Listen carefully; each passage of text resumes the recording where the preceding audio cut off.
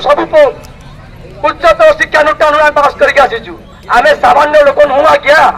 आम समस्त प्रकार आईएस आरंभ कर डीवाई नंबर पर्यंत आमर पेपर पब्लिश होती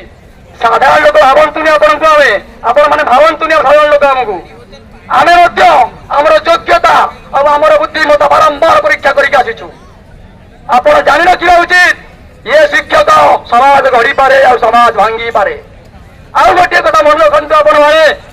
जे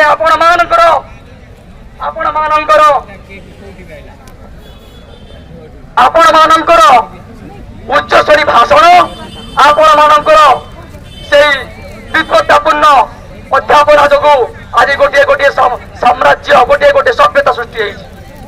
आते प्रकार उद्भावन सृष्टि पचर दिए से चिंतक माने बुद्धिजीवी माने